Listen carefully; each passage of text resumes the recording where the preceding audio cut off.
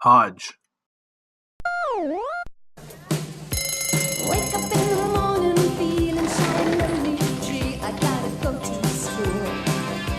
I don't think I can make it, don't think I can take it. I'm wondering what I'm gonna do. But when I look around and see that someone is smiling right at me. Wait, that someone's talking to me. Hey, I've got It is early. It's like 5:45 in the morning.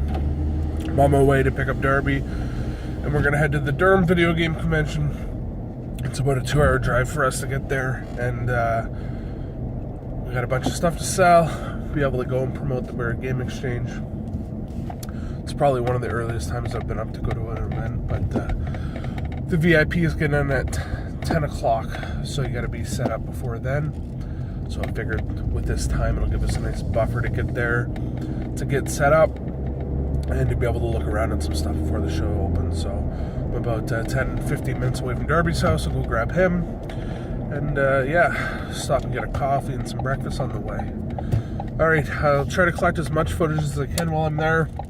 This is the second time I've done this event. It was a lot of fun in the past, so hopefully you enjoy everything you see.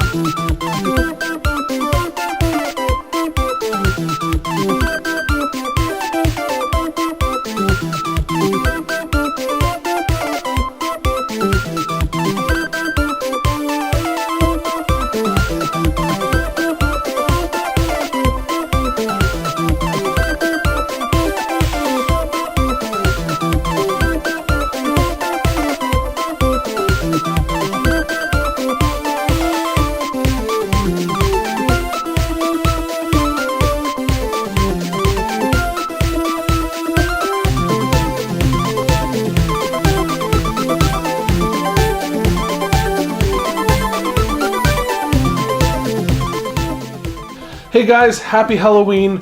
I'm back from the Durham Video Game Convention, and it was an awesome time. I got to pick up a stack of decent games here as well. I sold some stuff, and it was just a great time seeing everybody that was there. Fraser, Miles, Canadian Retro. We had Retro Pixel, Ryan Janot, Justin Ashley, the organizer, Fred from Vintage Video Games, P Market Games was there. Tons and tons of people. I'm sorry if I forget anybody, but it was a great time. Will was there with Chris, and it was just an awesome event. So I'm going to go through everything that I picked up there. So I want to give a huge shout out and a thank you to Ian Nickel McDonald. We had a pre-arranged deal where he wanted a couple of my Super Nintendo games, and I know he watches my channel, so I appreciate it.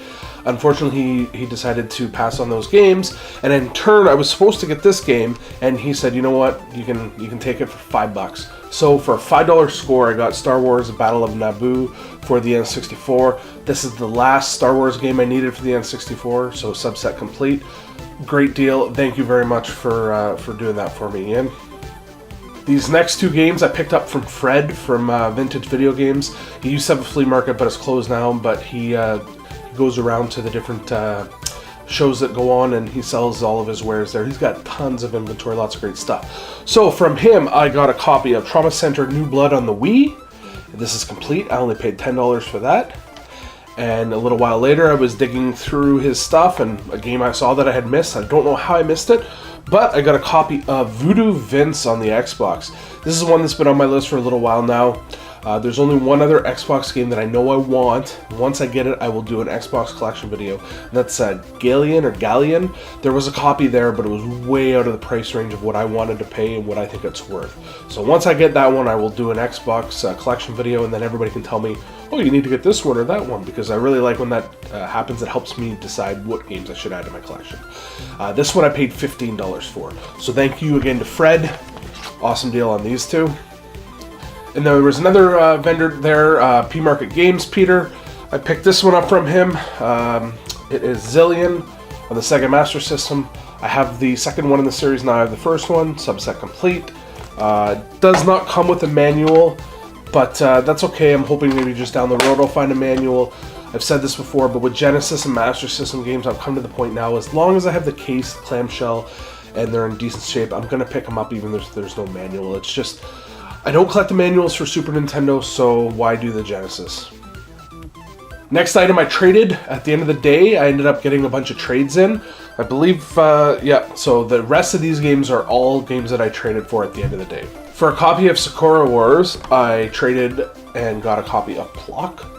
This is one that was on my wants list, and then I took it off, and then I added it back on. And it's a platforming game. I played through the first level, and it's not that difficult. I'm assuming the difficulty will ramp up as it goes on. It's a lot of fun platforming, and you're this little Plock creature, and somebody stole your flag. So the objective of the game is to go through the levels because you're trying to find your flag. This is a hidden gem game that's on a lot of hidden gems lists for the Super Nintendo. This next one was a trade again at the very end of the day. I ended up trading a copy of Super Mario All-Stars and Tetris and Dr. Mario for it, and I got a copy of Steel Princess on the Nintendo DS. They had it priced a lot higher than what I valued it at and what I think it should be worth, but because the games I traded for it, I got in a lot. I didn't really care that much. This is an Atlas title, and I love my Atlas games.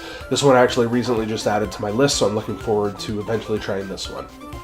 As well, there was a table just over from where we were that had the Nintendo dust sleeves that they were selling.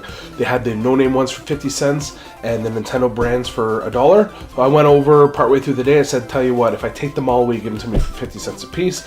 He said that apparently they had been selling over the course of the day and he didn't want to. So I said, tell you what, end of the day, if they're still there, come over. I'll give you 50 cents a piece for them. And sure enough, he came over, and for 50 cents a piece, I got myself all these awesome Nintendo dust sleeves.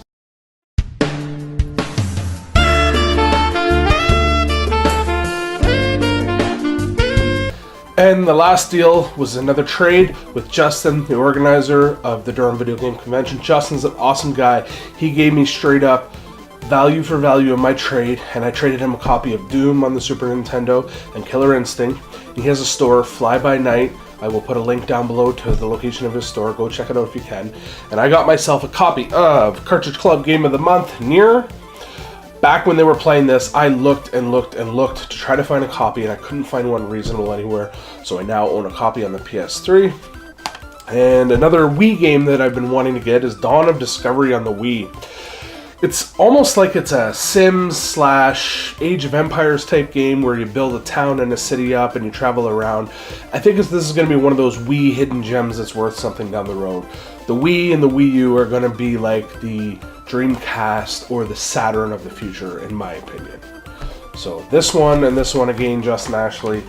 Thanks again, buddy. Awesome straight trade for value for value. Oh, and there's one more thing I need to take care of. You know what? This just isn't going to do. That's better. Submitted for approval to Canadian Retro. I call this story the Nintendo Hodge $20 Best Deal Challenge entry for the Durham Video Game Convention.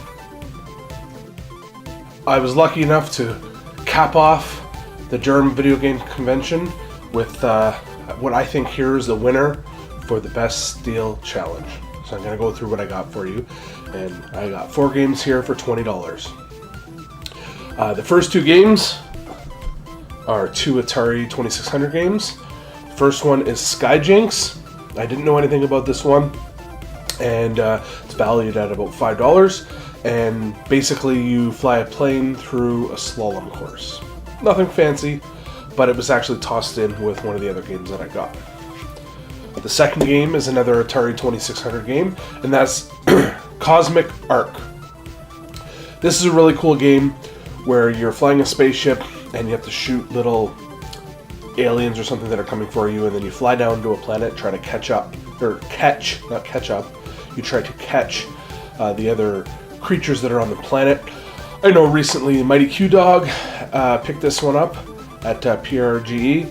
As well, I believe this is Retro Nonsense Duke's one of my favorite Atari 2600 games. Now those two were tossed in with this game that I picked up here, which is the Cartridge Club Game of the Month coming up, and that's Mini Ninjas. I believe this is for January. So I will now be able to join the rest of the Cartridge Club and play this game.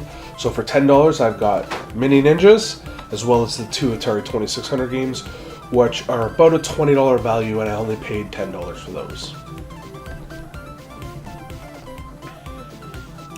And then my last pickup is a single Super Nintendo game that I also paid $10 for, and that is Out to Lunch. This is a really fun platforming game that I've been looking for forever. I've seen it on a number of hidden gems lists for the Super Nintendo. I believe it was either Metal Jesus Rocks or it may have been GameSack that had this on their list. I've seen it on multiple other lists as well. And basically you platform around as a chef, and each level you're collecting the different fruits and vegetables and foods that have escaped. And as you collect them, you have to then go down to put them in a cage, keep them caught, and then the door opens to complete the level, and then it progressively gets harder and harder as it goes. It's actually a really addictive and fun platforming game. This one's been on my list forever, and again, I only paid $10. So as you can see, I've got some really quality titles for the Best Deal Challenge, and I definitely got my $20 money's worth. So remember to pick me, Nintendo Hodge, as the winner in the $20 Best Deal Challenge. That's it, everybody. Thank you for watching my video. I hope you liked what you saw. Please comment down below, subscribe if you're new here, give the video a thumbs up, and remember, till next time, game on and game often. And play the Cartridge Club Game of the Month, Parappa the Rapper. Kick, punch, it's all in the mind.